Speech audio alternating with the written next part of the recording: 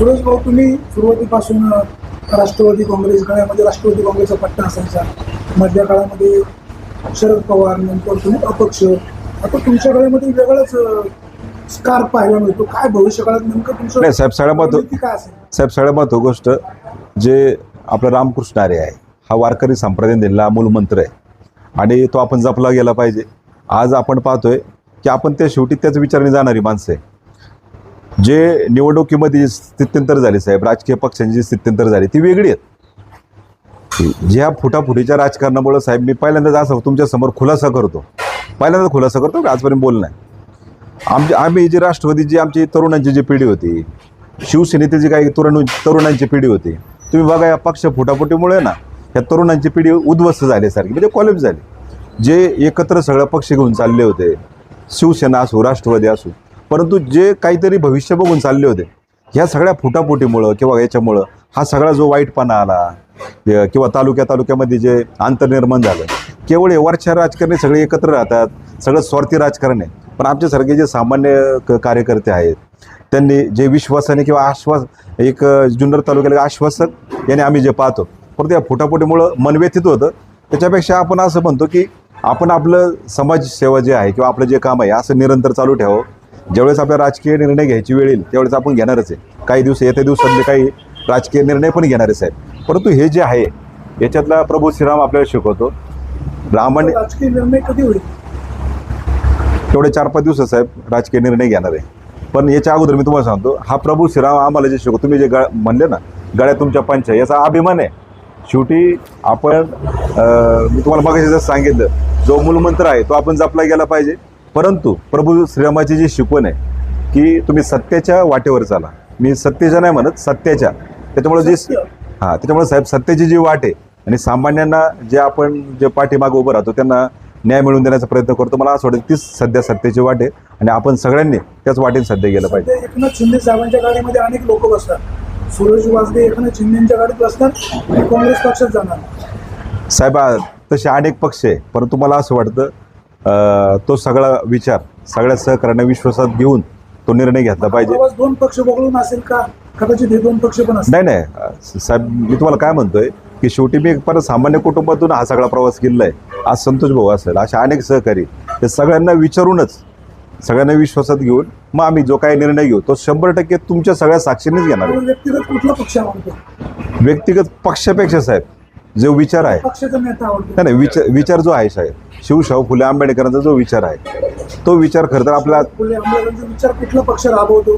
ऐका ना साहेब, मला म्हणायचा उद्देश काय आहे, असे अनेक पक्ष राबवतात, पण त्याच्यापेक्षा हा जो विचार आहे हा सगळ्या जाती धर्माला घेऊन, सगळ्या बहुजनांना घेऊन किंवा सगळ्या जे वंचित जे लोक आहे यांना सोबत घेऊन जो जाणारा विचार आहे, मला असं वाटतं हाच खऱ्या अर्थानं जो विचार आहे तो आपण जपला गेला पाहिजे असं वाटतं. कुठला पक्ष प्रामुख्याने राबवतो विचार घेऊन पुढे? असे अनेक पक्ष नाही साहेब, असे अनेक म्हणजे कुठले? ते विचाराने चालणारे अनेक पक्ष आहे. समजा काँग्रेस पक्ष आहे, समजा आदरणीय पवार साहेबांचा पक्ष आहे, उद्धव साहेबांचा पण पक्ष त्याच वाटेवर आहे. म्हणजे तुम्ही बघा की असे अनेक पक्ष आहे, किंवा राजसाहेबांचा मनसे पक्ष आहे, परत वंचित बहुजन आघाडी आहे, असे अनेक पक्ष जे काम करतात किंवा जे काही प्रादेशिक पक्ष आहे. परंतु याच्यापेक्षा मला असं वाटतं पक्षाचा निर्णय हा सगळ्यांना विचारून आपण घेतला पाहिजे, तो तुमच्या साक्षीनेच होईल. परंतु हा विचार घेऊन आपण एकत्र गेलं पाहिजे, हे फार महत्त्वाचं आहे. नवीन पक्ष नाही नवीन आता साहेब खरं तर कॉक्रोच पार्टीसारखे ठीक आहे, कॉक्रोच म्हणून त्यांना हिनवलं असेल, पण तरुणांची व्यथा उद्रेक काय असो हे संपूर्ण देशाने पाहिलं. अभिजित दिपके कोणाला माहीत नव्हते, ते संपूर्ण जगाला कळाले.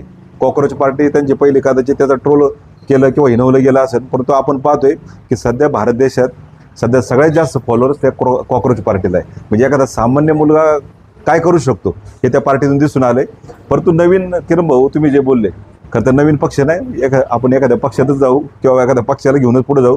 कारण शेवटी आपण जे काम करतो याला एका पक्षाचं जर चांगलं पाठबळ असेल, राजकीय चांगल्या नेत्यांचं पाठबळ असेल, तर मला असं वाटतं काम करायला अजून एक चांगली ऊर्जा येईल आणि आपल्याला लोकांचे अजून काम करता येईल. भगवा पटका आहे तुमच्याबरोबर, जुबेर शेख असतात किंवा हे असतात, नक्की त्यागाचं प्रतीक भगवा आणि बरोबर काही म्हणजे थोडक्यात आपलं सांगायचं की मुस्लिम बांधव पण असतात. नेमकं काय, कोणता पक्ष? नाही किरण भाऊ, माझे अनेक मुस्लिम सहकारी म्हणजे लहानपणापासून एकत्र आम्ही डबे खाल्लेले आहेत. सगळ्या जाती धर्माचे. आम्ही कधी जोपर्यंत कॉलेजला जात होतो म्हणजे कॉलेज करतो तुमच्या मार्गदर्शनाखाली पण आम्ही काम केले, परंतु तोपर्यंत आपण कोणाची जातपात विचारलं नाही. एकमेकाचे डबे खाल्ले, एकमेकाच्या आपण खेळलो, एकमेकाच्या सगळ्या सुखदुःखात गेलो, एकमेकाच्या सगळ्या सुखदुःखात गेलो. आणि सगळ्यात महत्त्वाची गोष्ट, जरी गळ्यात हा भगवा पट्टा असला, रामकृष्ण हरीचा पट्टा असला, शेवटी आपल्या धर्माचा अभिमान तो कोणाला नसो, हा प्रत्येकाला असो. प्रत्येकाने प्रत्येकाच्या धर्माचा आदर केलाच पाहिजे. फक्त आपल्या धर्माचा आदर करता करता इतर धर्माचा अनादर करायला नको. कोण कोणत्या जातीत जन्माला यावा हे कोणाच्या हातात नसतं. असे प्रत्येक समाजानं, बहुजन समाज, आता इथं हा प्रसाद कदम बसलाय, हा नाभिक समाजाचा आहे. हे कोणाला ठरून आले का? हे सगळं परंपरागत जे आपण कुठल्या जातीत जन्माला आलो, कुठल्या धर्मात जन्माला आलो, याच्यापेक्षा आपण माणूस जन्माला आलो ना, हे फार महत्वाचं आहे. सुरेश भाऊ, तुमचे मित्र सांगतील अमुक पक्षाचा ना, पण सुरेश वाजलेंचं मन कुठंतरी गुंतलं असेल ना. अतुल शेटकर जायचं, विरोधक जायचं, सत्यशील शेरकरांना जायचं, का आशाताई बुचकेंकडे जायचं, की राहुल गांधींकडे जायचं. नाही साहेब, मन गुंतण्यापेक्षा जो मी तुम्हाला मगाशी सांगितलं की सगळे जे आपले जे सहकारी आहे, जे जवळचे सहकारी, विश्वासू सहकारी, जे बिचारे म्हणजे सहकारी म्हणाले काँग्रेसमध्ये जाऊ. मग ऐका ना, माझं म्हणणं काय तुमच्या लक्षात नाही आलं. जर सगळे सहकारी जो आपल्याला म्हणजे पक्षाचा निर्णय सांगतील किंवा विचारांचा निर्णय सांगतील, नक्की आपण त्या दिशेने जाऊ. पण त्याच्या अगोदर पण मी आदरणीय शरददादांना नक्कीच त्या ठिकाणी भेटणार आहे. शेवटी अपक्ष म्हणून त्या ठिकाणी दादांना मी खरोखर मनापासून पाठिंबा दिला आहे. संतोष भाऊ त्या गोष्टी साक्षीला आहे. एकदा दादांची भेट घेईल, मार्गदर्शन घेईल आणि नक्कीच त्या पद्धतीने आम्ही विचार करू. म्हणाले बाबा काय तू माझ्यासोबत राहा, एकनाथ शिंदेच्या शिवसेनेमध्येच ये. तर मग नाही, असं ह्या सगळ्या गोष्टी खरं तर असं जर असतं तर मी इतके दिवसात कधीच त्या पक्षात गेलो असतो साहेब. पक्षाचा मी तुम्हाला सांगतो काय साहेब, तुमचा एकनाथ शिंदेच्या शिवसेनेत प्रवेश नाही. ही वस्तुस्थिती. मी तुम्हाला काँग्रेस, ऐका ना साहेब, काँग्रेस पार्टी. मी तुम्हाला क्लिअर सांगतो सगळ्या महत्त्वाची गोष्ट. आता तुम्हाला सांगू साहेब, क्लिअर मेसेज देतो. सध्या जुन्नर तालुक्यातील तरुण नाही, हा भारत देशातील तरुण या राजकीय परिस्थितीला विटलेलं आहे. हे फोडाफोडी, हे राजकीय स्थित्यंतर, खासदार जातात, आमदार जातात.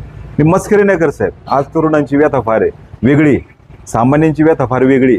आणि इकडं जर एकीकडं अशी परिस्थिती असेल, त्याच्यामुळे राजकीय परिस्थितीला विटलंय तरुण. त्याच्यामुळे मी तुम्हाला काय म्हणलं, थोडा आम्हाला काही दिवस कालावधी द्या. सगळ्यांना विश्वास घेऊन तुमच्याच साक्षीने, तुमच्या सगळ्या पत्रकार बांधवांच्या साक्षीने आपण जो निर्णय घेऊ सोबत असतील.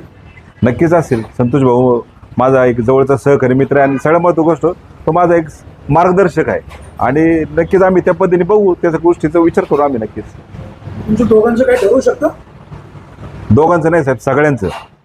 पुरतं दोघांचं काय नाही संतोष भाऊ, मी तुम्हाला मगाशी पण सांगितलं की ज्यावेळेस दादांना मी पाठिंबा दिला, ह्या माणसाने संतोष भाऊनी जो त्यावेळेस मला केलेलं मार्गदर्शन म्हणजे हे फार वेगळं मार्गदर्शन होतं. आणि त्यांनी, मी तुम्हाला सांगतो की इथून पुढचा जो प्रवास आहे किंवा समजा जर वेगळा प्रवास जरी करायचा असला तरी नक्कीच 100% त्याचं मार्गदर्शन आम्ही देऊ. नारायणगाव जुन्नर रस्त्याचं जे काम चालू आहे, नारायणगाव शहराच्या अंतर्गत म्हणजे बस स्थानक ते विशीपर्यंत, त्या रस्त्याचं काम काही पूर्ण होत नाही. लोकांना ये जा करायला, वाहन चालकांना खूप त्रास होतो. अनेक दिवस ते काम रेंगाळलं. या साहेब, याच्यावर मी जास्त भाष्य करणार नाही. त्याचं कारण तुम्हाला सांगतो. मागच्या वेळेस तिथं जो आंबेडकर, फुले आणि शाहू महाराजांचा जो पुतळा आहे, जो आपल्या कॉर्नरला, त्यावेळेस मी खरं तर आवाज उठवला होता. तिथून गटर गेलो होतं. मला ते कॉन्ट्रॅक्टर किंवा तो बाकीच्या गोष्टी याला मला महत्त्व नव्हतं. परंतु अशा पद्धतीने जर महापुरुषांचा अपमान होत असेल, अवमान होत असेल, माझं त्यावेळेस PWDला असं सांगणं होतं की पहिले या महापुरुषांचं तुम्ही इथं व्यवस्थित पद्धतीने करा. उघडं गटारी होती साहेब. आणि तिथं जे एवढे महापुरुषांचे पुतळे आणि अशा पद्धतीने आपल्या गावात त्यांचा अवमान नको. शेवटी आपण त्या विचाराने चाललेलं आहे ते. आणि खरं तर त्या महापुरुषांमुळे आपलं आज कुठंतरी हे दिवस दिसतं. ते आपलं जे काही समजा आपलं जे राजकारण चालू आहे, समाजकारण सुरू आहे, केवळ त्यांच्या आशीर्वादाने. पण अशा पद्धतीने जर ते उघड्या गटारी, त्यांची ती अवस्था त्यावेळेस मला पावली नव्हती. म्हणून मी त्यावेळेस आवाज उठवला. 6 महिने झाले जाधव साहेबांकडं. आणि त्यानंतर काय होतं, स्थानिक राजकारण फार वेगळे. याच्यापेक्षा मला असं वाटतं सगळ्यांनी समन्वय साधायला हवा. नारायणगावचं नाव फार फार मोठं आहे. आज विठाबाई नारायणगावकर सारखा चित्रपट हा जगात प्रदर्शित होणार आहे, जगात. याचा फार आम्हाला अभिमान आहे. आज लक्ष्मण उत्तेकरांसारखे दिग्दर्शक, श्रद्धा कपूरसारखे एक प्रसिद्ध अभिनेत्री त्या माध्यमातून काम करते. आणि नारायणगावचं नाव या माध्यमातून जगात जाते. याच्या माध्यमातून खरं तर आम्हाला अभिमान आहे. आणि नारायणगावचं नाव असंच उज्ज्वल राहू. शेवटी आपलं गाव आहे. आणि त्याच्यामुळं आजपर्यंत नारायणगावचं एक नाव आणि नारायणगावचा इतिहास फार चांगला राहिला. मला असं वाटतं तो सगळ्यांनी जपला पाहिजे, एवढीच माझी विनंती आहे. शरददादा सोनवणे यांना आमदार करण्यामध्ये सुरेश वाजगेंचा खारीचा वाटा राहिलेला आहे. आता तुम्ही शरददादांना सांगून राजकीय निर्णय घेणार आहे की शरददादा सोनवणे यांच्या कामावर तुम्ही नाराज आहे? साहेब, असं म्हणून नाही. मी तुम्हाला कारण सांगतो. ज्यावेळेस आपण एखाद्या व्यक्तीला निस्वार्थीपणे त्यांच्या मागे उभं राहतो किंवा ते तुम्ही जे म्हणताय खारीचा वाटा, म्हणजे खारीच्या वाट्यापेक्षा कदाचित कमी असेल, परंतु त्यांचं मार्गदर्शन घेतलं पाहिजे. ते तालुक्याच्या आमदार आहे, सन्माननीय आमदार आहे, आणि मी अपक्ष म्हणून जर त्यांना पाठिंबा द्या, तो माझा थोडासा तरी अधिकार आहे ना त्यांना मार्गदर्शन घेण्याचा. जसं तुम्ही म्हणता खारीचा वाटा आहे, खारीचा वाट्याचं मार्गदर्शन तरी मी घेऊ शकतो ना, ते मला नक्कीच येते. पुन्हा जवळ कोणाशी, काँग्रेसशी, back to pavilion Rashtrawadi Congress? ते तुम्हाला येत्या 4-5 दिवसातच समजेल, जास्त पण नाही.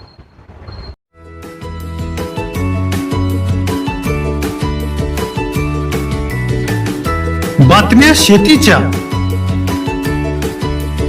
बातम्या मातीच्या,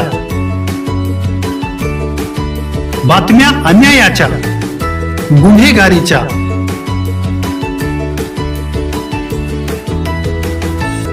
राजकारणाच्या आणि समाजकारणाच्या, शोषणाविरुद्ध बुलंद आवाज, जनसामान्यांच्या हुंकाराची गाज, सत्कार्याला प्रोत्साहन, दुष्कृत्याला अनुशासन,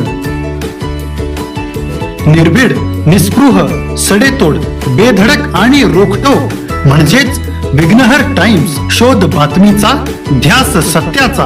आपलं चॅनल, आपली बातमी. सबस्क्राईब तर कराच, पण बेल आयकॉनवर क्लिक करायलाही विसरू नका.